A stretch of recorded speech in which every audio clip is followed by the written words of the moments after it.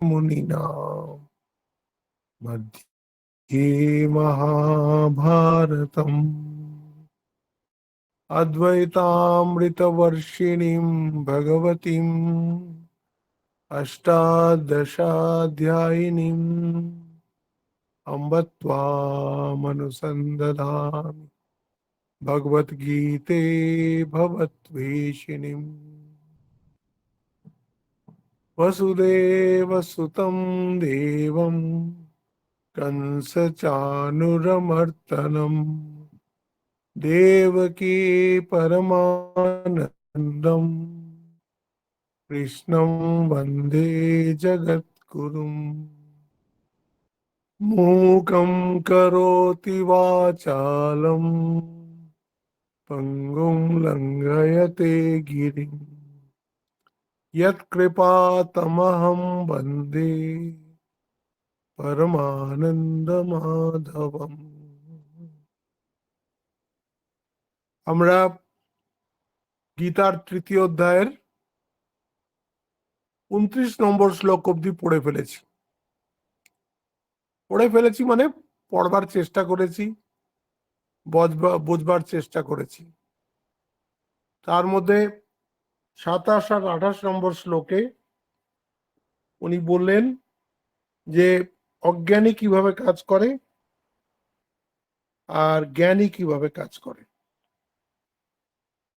অজ্ঞানী দেখে অহংকার বিমূঢ়াত্মা কর্তা আহম ইতি মন্যতে, যে ছোট আমিতে বসে আছে সেভাবে আমি কর্তা, এই কাজের ফলও আমার চাই।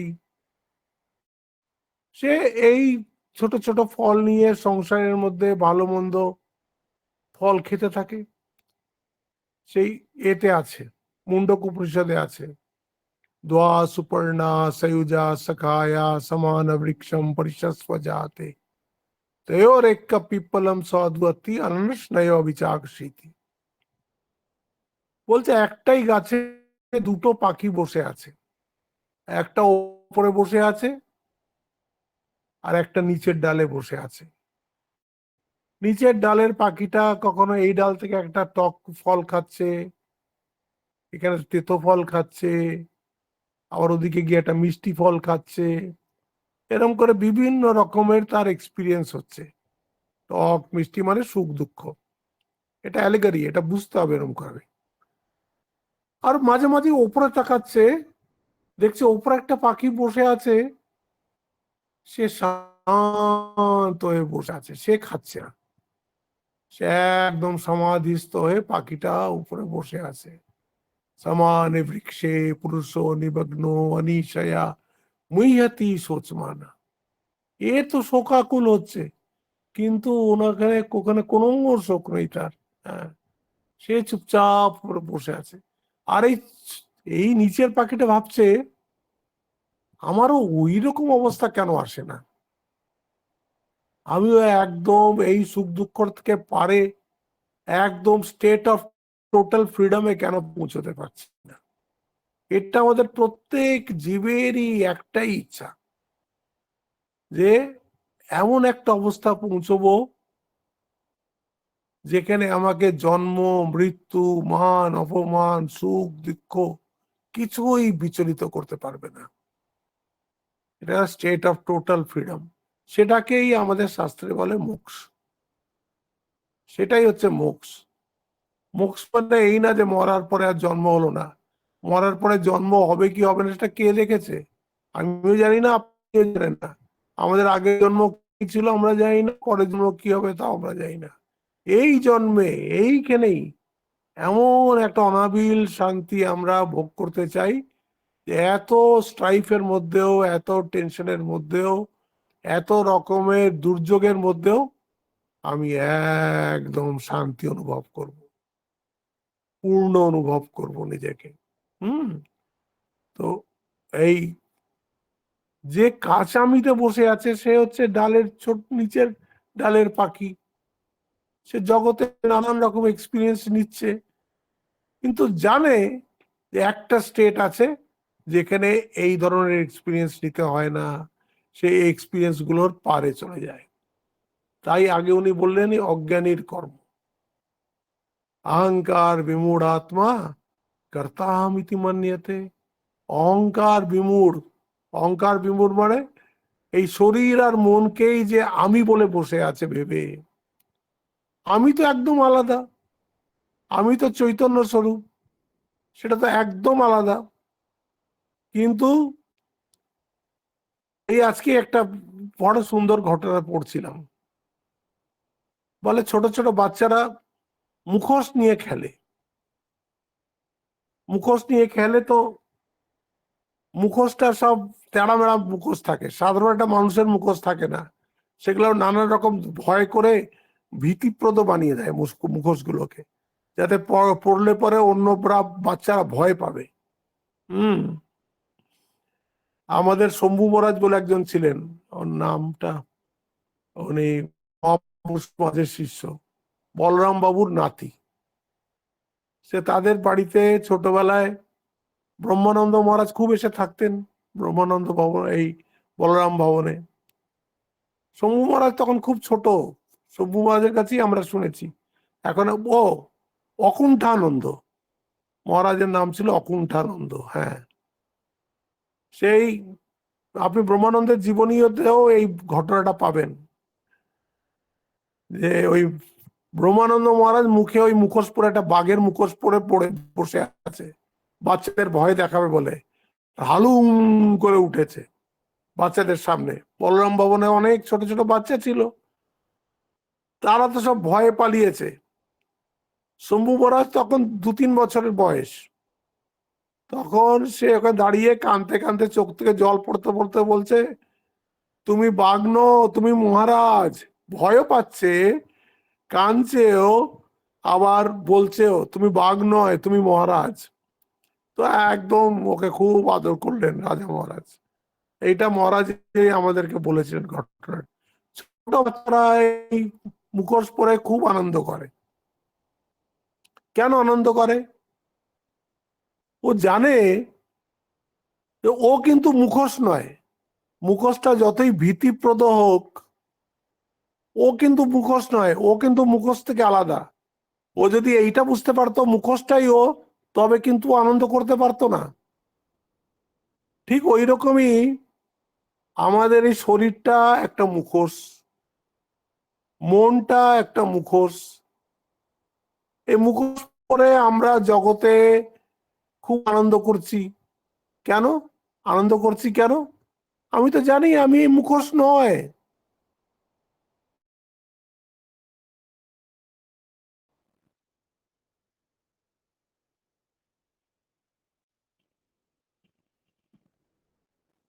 এটাও নয়।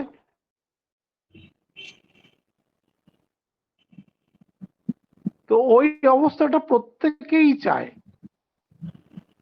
এখন চাওয়ার মধ্যে আমাদের ইন্টেন্সিটিটা কম, ও চাওয়াটা তেমন ভাবে চাওয়া নয়, সেই জন্য আমরা পাই না। কিন্তু আমাদের মনে সবার সুপ্ত বাসনা আছে যে হ্যাঁ, পেতে হলে ওই রকম জীবন পেতে হয়। হুম। যেখানে একদম একদম স্টেট অফ ফুল ফ্রিডম। এই কে সম্পাকে চালিয়ে রেখেছে মাইক? হ্যাঁ, মিউট করে দিলাম, মিউট করে দিলাম। কেউ অদিতি, অদিতি দিমু কেউ একজন। হ্যাঁ হ্যাঁ, যাক, ঠিক আছে। তারপরে তারপরে উনি বললেন যে জ্ঞানী কর্ম কেমন।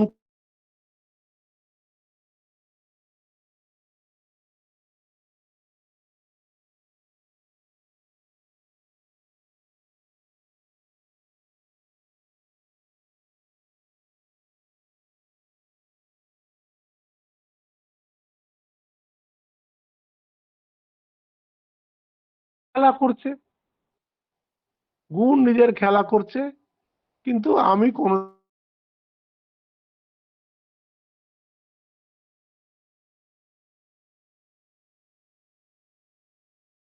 এই জন্য ও আনঅ্যাটাচড হয়ে থাকে বলে ওকে, আর অ্যাটাচড হয়ে থাকে বলে এ সুখ দুঃখ দুই ভোগ করে। এটা হয়ে গেল 28, 27 আর 28 দুটো শ্লোকে। খুব ইম্পর্টেন্ট এই শ্লোকগুলো। তারপরে 29 নম্বর শ্লোকে উনি বললেন যে দেখো তুমি কারোর মধ্যে এই যে অজ্ঞানীরা যে কর্ম করে তুমি ওদের মনের মধ্যে বিচলন সৃষ্টি করবে না। আর এই কর্ম করে কি তিন গুণের অতীত, সেরকম করলে সে জ্ঞানটাকেও হজম করতে পারবে না আর কর্মও ছেড়ে দেবে, তাতে একদম সোশ্যাল ডিস্টারবেন্স এসে যাবে। সব মানুষ যদি ওইভাবে বড় বড় তত্ত্ব কথা ওড়ায়, এদিকে কর্ম বিমুখ হয়ে যায়, যা আমাদের ভারতে হয়েছে। ভারতের এইটাই একটা দুর্ভাগ্য, এখানে এইটা খুব বেশি হয়েছে যে even devil can quote scriptures বলে, সবাই স্ক্রিপচার কোট করতে পারে, বড় বড় কথা বলতে পারে, কিন্তু আমাদের ব্যবহারিক জীবনে শাস্ত্রের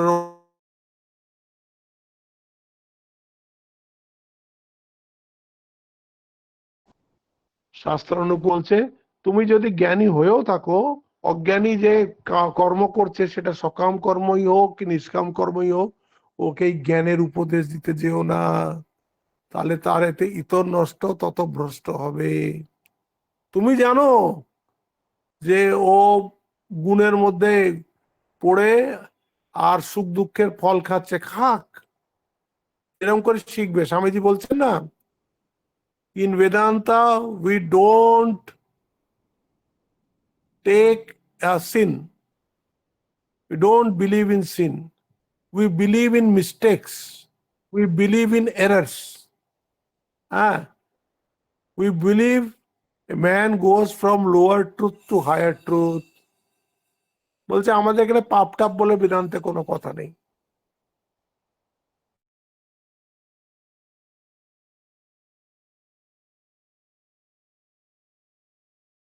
কি করে সত্যের উঁচু উঁচু উঁচু সোপানে চড়তে হয়। বেদান্তা রিকগনাইজেস নো সিন, বলছেন it only recognises error. Man goes from lower truth to higher truth. আনট্রুথও বলেননি, লোয়ার ট্রুথ, যেটা তুমি এখন সত্য মনে করেছো, কিছুদিন পরে তুমি দেখবে না না এটা সত্য নয়। কিছুদিনটা কয়েক জন্ম হতে পারে, তাও হোক, কিন্তু তুমি বুঝতে পারবে না না না এইটা বৃথা ছোটাছুটি হচ্ছে, এর থেকে উপরেও জীবনের অর্থ আছে। তো ওই রকম বলছে যে কারোর বুদ্ধির মধ্যে পিছন করবে না। এবার যে 30 নম্বর শ্লোকটা আজকে আমরা নেব, সেটাকে বলা হয় এসেন্স অফ কর্মযোগা। 5 পয়েন্ট প্রোগ্রাম বলছে, 5টা ডিসিপ্লিন বলছে, এই 5টা ডিসিপ্লিন যদি তুমি ফলো করো, ইউ আর ফলোয়িং কর্মযোগা। খুব এটা হচ্ছে, তারা আমি একবার দেখে নি বলতে, হ্যাঁ, ময়ি সর্বাণি কর্মাণি সন্ন্যাস অধ্যাত্ম চেতসা নিরাশী নির্মমো ভূত্বা যুদ্ধস্ব বিগত জ্বর। কি সুন্দর একটা শ্লোকের মধ্যে সমস্ত কর্মযোগটাকে উনি কনসাইজ করে দিলেন। 5টা ডিসিপ্লিন কি কি? ময়ি সর্বাণি ভূতানি সন্ন্যাস্য। এক, লিখে নিন এগুলো, যারা লিখতে পারেন লিখে নিন, ময়ি সর্বাণি ভূতানি সন্ন্যাস্য। তারপরে বললেন अध्यात्म आत्मचेतसा। 2, संन्यास्य अध्यात्म आत्मचेतसा, अध्यात्म चेतसा, सॉरी अध्यात्म चेतसा। मयि सर्वाणि कर्माणि संन्यास अध्यात्म चेतसा। अध्यात्म चेतसा হচ্ছে 2 নম্বর ডিসিপ্লিন। 3 নম্বর ডিসিপ্লিন হচ্ছে নিরাশী। তারপরে বলছে 4 নম্বর ডিসিপ্লিন হচ্ছে নির্মম। নির্মম মানে নির্মমঃ, মানে বিসর্গ আছে। হ্যাঁ, তারপরে বলছেন বিগত জ্বরা ভূত্বা। 5 নম্বর বিগত জ্বরা ভূত্বা। এখন এর মধ্যে এক একটাকে আমাদের বুঝতে হবে। ময়ি সর্বাণি ভূতানি সন্ন্যাস্য, তার মানে কি? Dedicate all your actions at my altar. Dedicate all your action at my feet. ঈশ্বরার্পণ বুদ্ধিতে কাজ করতে বলছেন। বলছে ঈশ্বরার্পণ বুদ্ধিতে কি করে কাজ করা যায়, সব কর্ম ভগবানে কি করে দেওয়া যায়? বলে সব কর্ম তো তুমি কারুর না কারুর পায়ে তো ফেলছোই। মাইনে চাকরি করে নিয়ে আসো, বউকে মাইনেটা দিয়ে দাও, তো মায়ের পায়ে একজনের পায়ে তো দিচ্ছই, সংসারের কাছে জমা দিয়ে দাও, দিচ্ছই তো, ছোটবেলার থেকেই দিচ্ছ, চাকরি যেদিন থেকে পেয়েছো সেদিন থেকেই দিচ্ছ। তো যখন তুমি এদের পায়ে দিতে পারো, ভগবানের পায়ে কেন দিতে পারো না? আমরা যারাই দেখুন চাকরি বাকরি করি, ক টাকা নিজের জন্য খরচা করি, আপনারা কখনো হিসেব করে দেখেছেন?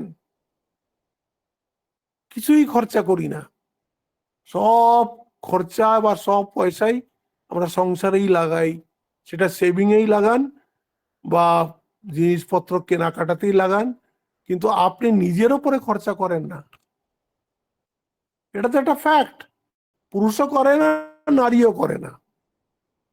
হ্যাঁ, সে সংসারের জন্য করে। তুমি যদি সংসারের পায়ে ফেলতে পারো, স্ত্রীর পায়ে ফেলতে পারো, সন্তানের পায়ে ফেলতে পারো, তো ভগবানের পায়েও ফেলতে পারো। এইটুকুই তো বলতে হবে যে ভগবান তোমার কৃপায়, এটাতে কিছু করতে কিছুই হবে না। ভগবান তোমার কৃপায় এই এই আমার আয় হয়েছে, এই তোমার জন্যই হয়েছে, এটা দিয়ে তুমি যেমন ভাবে বলো সেইভাবে খরচা হবে, হয়ে গেল। ময়ি সর্বাণি কর্মাণি সন্ন্যাস্য, ভেরি ইম্পর্টেন্ট। তারপরেই দেখুন কি সুন্দর লজিক্যাল, দেখুন তার বলছে সন্ন্যাস আধ্যাত্ম চেতসা। আধ্যাত্ম চেতসা মানে কি? আমার ঠাকুরের পায়ে দিতে ইচ্ছে হয় না কেন? ঠাকুরের পায়ে দিতে ইচ্ছে এই জন্য হয় না, কারণ ঠাকুর থাকতে পারেন ওই ঠাকুর ওই মন্দিরের মধ্যে ছবি হয়ে, কিন্তু আসল তো আমার পরিবার, আসল তো আমার ছেলে মেয়ে, এরাই তো আমার আসল। তো তার মানে কি, আপনার জগৎ বুদ্ধি খুব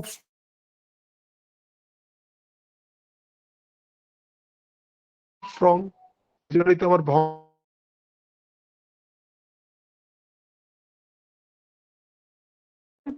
আধ্যাত্ম চেতসা। আধ্যাত্ম চেতসাকে শঙ্করাচার্য এটার ভাষ্য দিয়েছেন বিবেক বুদ্ধি। বিবেক বুদ্ধি বলছে সব সময় বিবেক করতে থাকতে হবে, কোনটা নিত্য কোনটা অনিত্য। আর সব সময় এটা মনে রাখতে হবে, নিত্য ইজ ইয়োর গোল, ভগবান ইজ ইয়োর গোল, আত্মা ইজ ইয়োর গোল, অনিত্য ইজ নট ইয়োর গোল। যেটাই অনিত্য সেটাকে যদি গোল বানান, কান্না ছাড়া আর কিচ্ছু লাস্টে পাবেন না, কান্না ছাড়া কিচ্ছু পাবেন না। যাকে যাকে আপনি ভালোবাসেন, যে যে আপনাকে ভালোবাসে, সারা জীবন তো তারা থাকবে না। আধ্যাত্ম চেতসা মানে হচ্ছে always remember the goal, your goal is spiritual. আধ্যাত্ম চেতসা মানেই হচ্ছে যে আপনাকে এই বিচার সবসময় করতে হবে যে নিত্য কি অনিত্য কি। আর অনিত্য তো আপনার গোল হতে পারে না, নিত্যই আপনার গোল হবে। ঠাকুর বলছেন না, ভগবান লাভ জীবনের উদ্দেশ্য। গাড়ি বাড়ি, হ্যাঁ, টাকা পয়সা, এটা তো জীবনের উদ্দেশ্য হতে পারে না।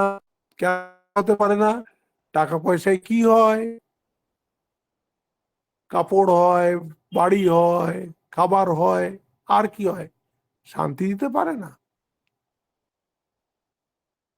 সামান্য একটু সিকিউরিটি দেয় বটে, কিন্তু ইনসিকিউরিটি বেশি দেয়।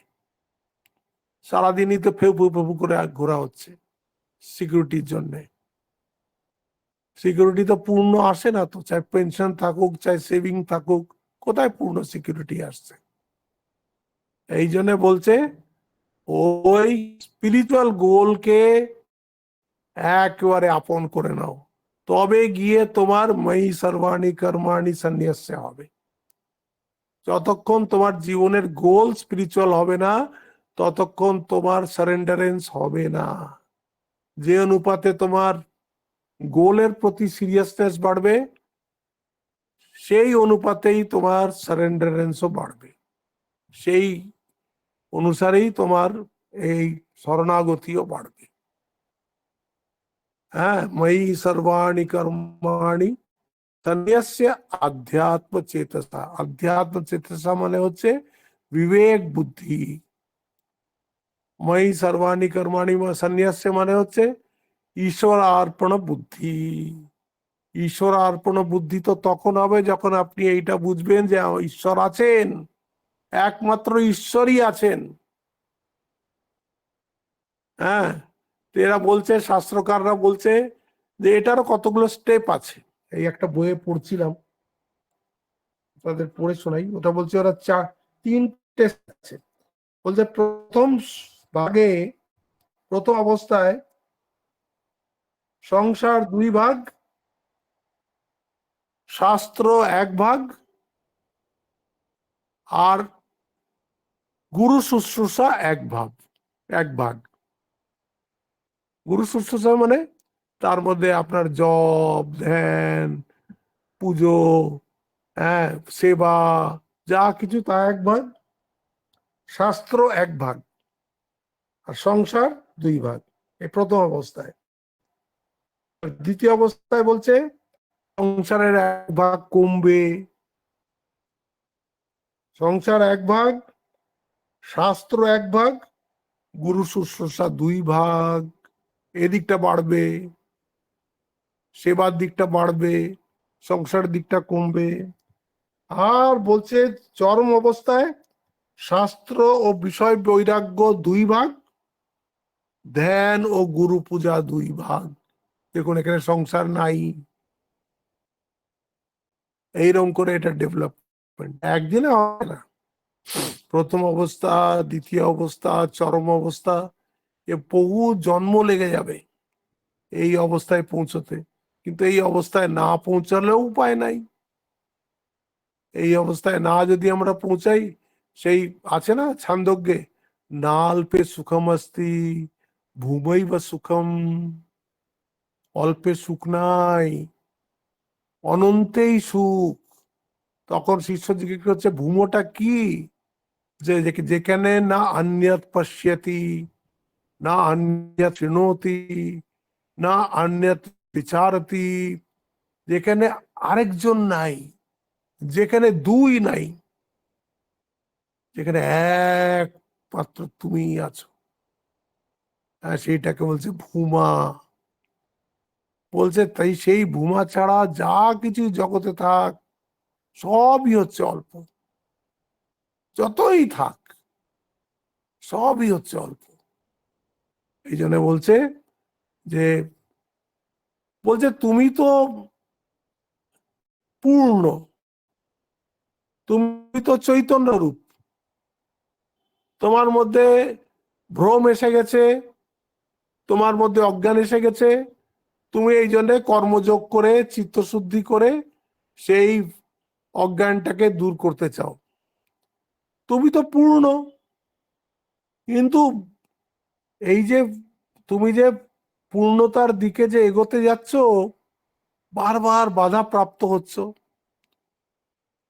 তো তুমি কি কখনো ভেবেছো যে কেন বারবার বাধা প্রাপ্ত হচ্ছ? 1 নম্বর হচ্ছে বলছে আশা, এক্সপেকটেশন। তুমি তো এমনিতে পূর্ণ রয়েছই, কিন্তু তুমি নিজেকে অপূর্ণ মনে করে আমি পূর্ণ হব, ওই তোমার মধ্যে মানে সন্তোষ নাই, তোমার মধ্যে যদৃচ্ছা লাভ নাই। এইটা পেয়েছি, আমি এতেই সন্তুষ্ট থাকবো, এটাই আমার পাওয়ার যোগ্য, তাই আমি এইটুকুই পেয়েছি। এইটা তোমার হয় না। তোমার মনে অজস্র অজস্র আশা রয়েছে, আশা তোমাকে তোমার স্বরূপে পৌঁছতে দিচ্ছে না। তাই জন্য উনি কি বললেন? নিরাশী। নিরাশী মানে যে সব কিছু ছেড়ে ছুড়ে দিয়ে বসে পড়লাম, ওরকম নয়। নিরাশী মনে হচ্ছে এই মায়ের জীবনের মতন। বলছেন সন্তোষের সমান ধন নেই, সহ্যের সমান গুণ নাই। সন্তোষ যা পেয়েছি, হ্যাঁ, সেই যে রামপ্রসাদের গান আছে না, চাই না মাগো রাজা হতে, হ্যাঁ, দুটো খেতে পেলেই আমার হয়ে গেল, এই বাঁশের খুঁটি এই ঘর হলেই আমার হয়ে গেল, যদি পাই মা দুটি খেতে, শুধু আমি একটাই জিনিস চাই, তোমার পাদ পদ্মে শুদ্ধা ভক্তি চাই। খুব বিখ্যাত গান রামপ্রসাদের, চাই না মাগো রাজা হতে। হম, আমার রাজা হওয়ার স্বাদ নাই গো মা, যদি পাই মা দুটি খেতে। তাই জন্য বলে দিলেন সবচেয়ে বড় বাধা তোমার মধ্যে আর তোমার স্বরূপের মধ্যে, এক নম্বর হচ্ছে তোমার অনেক আশা রয়েছে, অপূর্ণ আশা জন্যে তুমি তোমার রিয়েল সেলফকে তুমি তোমার জীবনে ম্যানিফেস্ট করতে পারছো না। তুমি দেখো কি কি আছে সে তুমি জানো ভালো, অন্যরা আর কি জানবে। তো ঠাকুর এটার খুব ভালো একটা কি বলে উপায় বলেছেন। বলছেন ছোট মোটো যদি আশা থাকে সেগুলো ভোগ করে নিয়ে পুরো করে ফেলাই ভালো। যে এই ছোট মোটো আশাগুলো আমাকে ডিস্টার্ব করছে, ধর পুরোই করে নি, তাহলে তো আর দ্বিতীয়বার আসবে না, হয়ে গেল। আর বলছে যে এগুলো বড় বড় আশা, যেগুলো থেকে ফেসে যাওয়ার ভয়, সেগুলো বিবেক করে প্রার্থনা করে সেগুলোকে আলাদা করো, সেগুলো তো ভোগ করতে যেও না, ফেসে যাবে। হুম, ঠাকুর তো দিয়ে দিয়েছেন প্রেসক্রিপশন। তো এই বলছেন যে নিরাশী। তারপরে বলছেন নির্মমা। নির্মমা মানে কি? আমরা সব সময় এই ভুলটা আমি করেছিলাম, ওই ভুলটা আমি করেছিলাম, এই রকম করে আমরা অনুশোচনা করি। আমাদের পেছনে যত ভুল আমরা করেছি, এই যখনই একটু শান্ত হয়ে বসার চেষ্টা করব, সেইগুলো মনের মধ্যে আসা শুরু করে দেবে। আর এই জন্যে তারতে নতুন নতুন উদ্যম তো থাকবেই না, নতুন করে বাঁচার চেষ্টাও থাকবে না, উৎসাহ থাকবে না। আরো আস্তে আস্তে ওই পাস্ট মনে করে করে করে করে আমি আরো ডিপ্রেশনের মধ্যে চলে যাব। এই জন্যে বলছে নির্মমা। নির্মম মানে আমি আর আমারটাকে ত্যাগ করার চেষ্টা করো। যা হয়ে গেছে তা হয়ে গেছে, যেটা হয়ে গেছে ওটাকে ঘোরানোর শক্তি ভগবানেরও নেই। যে ঘটনাটা ঘটে গেছে সেটাকে ভগবানও ঘোরাতে পারেন না, সেটা কালের গর্ভে চলে গেছে। সেইটাকে নিয়ে বসে বসে কাঁদা, অনুশোচনা করা, এটা মহা মূর্খতার কাজ। ওটাকে ঝেড়ে ফেলে একদম নূতন উদ্যম নিয়ে নূতন দিন মনে করে আবার লাগতে হবে, নূতন উৎসাহে লাগতে হবে। দেখছেন, নিরাশী নির্মম ভূতবা। তারপরে লাস্টটা আরো সুন্দর একটা, এটা যেটা নিরাশী, ওটা হচ্ছে ফিউচার টেন্স। ফিউচার টেন্সের আমাদের কি কি করব, কি কি চাই, সেগুলো সব থাকবে নিরাশিতে। নির্মমে থাকবে পাস্ট টেন্স, কি কি করেছি সেই নিয়ে অনুশোচনা। একটা হয়ে গেল পাস্ট, একটা হয়ে গেল ফিউচার।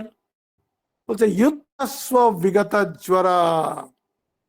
এখন তোমার সামনে কাজ কি অর্জুন? এই যুদ্ধরূপ কর্ম। ভাগ্যিস আমাদের যুদ্ধ করতে হচ্ছে না, আমাদের তো নিজের যা কর্ম আছে তাই করতে হচ্ছে।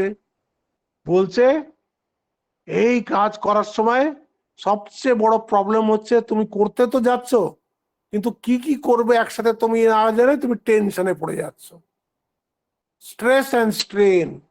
আজকের মডার্ন যুগের সবচেয়ে বড় গিফট হচ্ছে স্ট্রেস অ্যান্ড স্ট্রেন। জ্বর মানে দু রকমের জ্বর হয়। একরকম হচ্ছে শারীরিক জ্বর বা স্থূল জ্বর, টেম্পারেচার দিয়ে দেখে নিলাম 99 কি 100। হ্যাঁ, আজকে একটা খুব ভালো আমি পোস্টও পাঠিয়েছি আপনাদেরকে, দেখবেন। সামান্য একটা জ্বর নিয়ে ডাক্তারের কাছে যায়, আস্তে আস্তে আস্তে আস্তে কি করে সে 10টা ট্যাবলেটে পৌঁছে যায়, একদম ক্রমবদ্ধ জানিয়ে দিয়েছে। একটা তো স্থূল জ্বর। স্থূল জ্বর বলছে তুমি যদি ডাক্তারের কাছে নাও যাও, তো 3 দিনের মধ্যে তুমি এমনি হিল হয়ে যাবে। আর যেই তুমি ডাক্তারের কাছে যাবে, দেখবেন আপনাদের কাছেই আছে, ডক্টর অনন্যা সরকার বলে একটা মেয়ে লিখেছে ইংলিশে, ওই এটা পোস্টটা আছে, যে এই যে চক্রটা ডাক্তারদের। আপনি একটা সামান্য জ্বর নিয়ে গেলেন, সে কয়েকটা টেস্ট লিখে দেবে, দরকার নেই। সে ডাক্তার বলতেই পারে যে আরে তুমি 3 দিন এমনি চুপ করে থাকো না, ঠিক হয়ে যাবে। তাহলে তো রুগী হবে না, তাহলে তো বলবে ডাক্তারটা বাজে, কোন ওষুধই দেয় না। তাই জন্য ও 2-3টে ওষুধও লিখে দিল, ও মনে মনে সবই জানে, আবার কয়েকটা টেস্টও লিখে দিল। টেস্ট গুলো মোটামুটি তো আপনার দেখবেন কিছুই প্রবলেম আসবে না, শুধু বলবে দেখুন একটু সুগারটা একটু আপওয়ার্ড টেন্ডেন্সি আছে, হ্যাঁ, এই ব্লাড প্রেশারটা একটু সামান্য বেশির দিকে যাওয়ার চেষ্টা করছে, তো আপনাকে এই 2টো ট্যাবলেট আরো লিখে দিলাম। ব্যাস, গিয়েছিলেন জ্বর ঠিক করতে, 2টো ট্যাবলেট, আর 2টো তো হবে না, তার সঙ্গে একটা ভিটামিন দিয়ে দেবে, একটা টনিক দিয়ে দেবে, 4টে ট্যাবলেট দিয়ে দিল, আপনার 2-3-4 হাজার টাকার বিল হয়ে গেল। সেখানে কি থামবে? তারপরে এই বলবে যে আবার 3 মাস পরে টেস্ট করে দেখুন।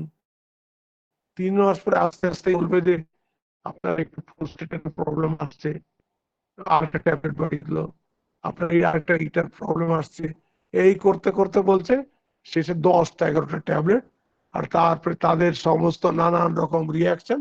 এই নিয়ে এখন কে ছিলেন আপনি জ্বর ঠিক করতে? স্থূল জ্বরেরই এত প্রবলেম। আর বলছে যেটা মানসিক জ্বর, সেটা মাপার তো কোনো থার্মোমিটারও নেই। এই আমার কাছে এক ভদ্রলোক এসেছিলেন, তিনি মেডিকেল রিপ্রেজেন্টেটিভ ছিলেন, বলে আমাদের কোম্পানিটা আরেকটা কোম্পানি কিনে নিল, কিনে নেওয়ার পরে আমাকে ওরা সাইকিয়াট্রিক ডিভিশনের ভার দিল, সাইকিয়াট্রিক ডিভিশনের ওষুধ আমাকে বিক্রি করতে হবে। তো বলছে 6 মাস চাকরি করার পরে আমার মনে হলো যার ওষুধ আমি বিক্রি করছি সবগুলো সিমটমই তো আমার আছে। এইরকম হয়। যত বলে সাইকিয়াট্রিক, আপনি যত সিমটমস দেখবেন, আপনি মেলাতে যান চুপচাপ বসে, দেখবেন সবই আপনার মধ্যে আছে মনে হবে। বলে আমি তাড়াতাড়ি চাকরিটাকে ছেড়ে দিলাম। বলে তো আমাকে পাগল করে দেবে এই সাইকিয়াট্রিক ডিভিশন। তারপর আরেকটা কোম্পানিতে গেলাম, ওখানে গাইনি ডিভিশন পেলাম, তখন আমি শান্তিতে কাজ করলাম। এই রকম। তো এটা হচ্ছে মানসিক জ্বর, এটা মাপার কোনো থার্মোমিটার নেই, এটা আপনার ভেতর থেকেই, এটা হচ্ছে আধ্যাত্মিক তাপ, এটা আপনাকে নিজেই বসে আনতে হবে। কিভাবে বসে আনতে হবে? তা বলছে মনের শান্তি নামে, মনের শান্তি নামে দেহের ঘুমে। পর্যাপ্ত ঘুম নিন, যদি পারেন একটু ফিজিক্যাল এক্সারসাইজ করুন, না পারেন একটু বেড়ান, আর খুব ভগবানের নাম করুন। আর কাজ যা আছে, সব কাজ আপনি তখন খুব শান্ত মন নিয়ে করতে পারবেন। আর শান্ত যদি মন হয়, তাহলে আপনার কাজটাও ভালো হবে, আর অল্প সময়ের মধ্যে আপনি বেশি কাজ করতে পারবেন। এই জন্য এখানে বলছে এই 5টা ডিসিপ্লিন আপনাকে কর্মযোগে মানতে হবে। একটা হচ্ছে ঈশ্বর অর্পণ বুদ্ধিতে কর্ম করা।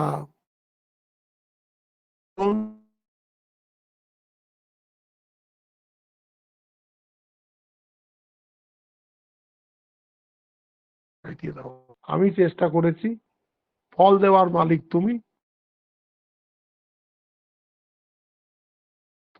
আমি প্রসাদ বুদ্ধিতে সেটাই গ্রহণ করছি। আর বলছে আধ্যাত্ম চেতসা, আধ্যাত্ম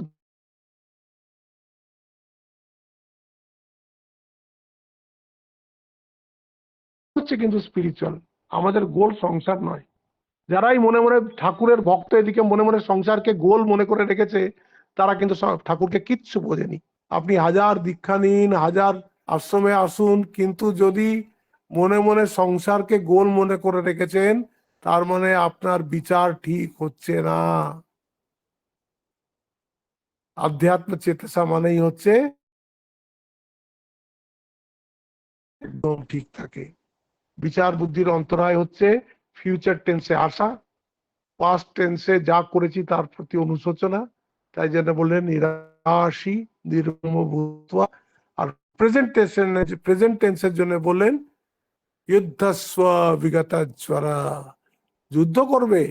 স্বামীজি বলছেন, একদিকে বলছেন কর্মযোগে ভগবান লাভ হয়, কর্মযোগেই ব্রহ্মজ্ঞান লাভ হয়। শুধু কর্মযোগেই যদি ভগবান লাভ হতো, স্বামীজি কেন সাধু ব্রহ্মচারীর জন্য এত জপ ধ্যানের সব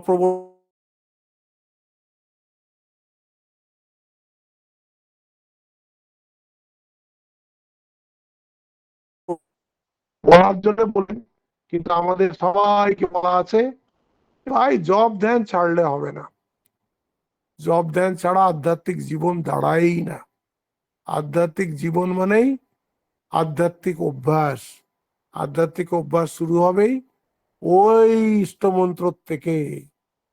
ইষ্টমন্ত্রকে ভালো করে আপন করে নিয়ে ভালোবেসে ওটাকে নিয়ে অনেকক্ষণ বসে থাকতে হবে। তাহলে আস্তে আস্তে আস্তে আস্তে ভগবান হৃদয়ে আসবে। যখন হৃদয়ে আসবেন, সংসার তখন আস্তে আস্তে আস্তে আস্তে দেখবেন কোথায় চলে গেছে। তার আপনি সংসারে থেকেও, সংসারের কাজ করেও আপনি একদম ফ্রি। আপনি ভগবানের হাতে ইনস্ট্রুমেন্ট হয়ে গুণা গুণেষু বর্তন্ত ইতি মত্বা ন সজ্জতে, ওই 28 নম্বর শ্লোকের আপনি হয়ে যাবেন। পাকামিতে আপনার অবস্থান হয়ে যাবে। আজকে আমি এইখানেই শেষ করছি, কারণ আবার নতুন শ্লোক শুরু হবে, সেটা আমি পরের সোমবার থেকে নেব। এই 31 নম্বর শ্লোক, 31, 32, 33 একসাথে করে দেব সামনের সোমবারে। আজ এখানেই শেষ করছি।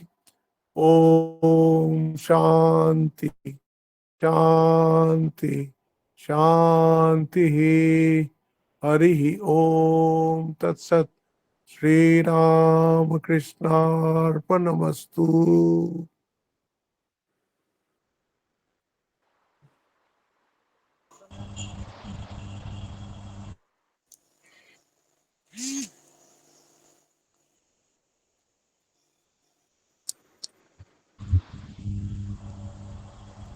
প্রণাম মহারাজ।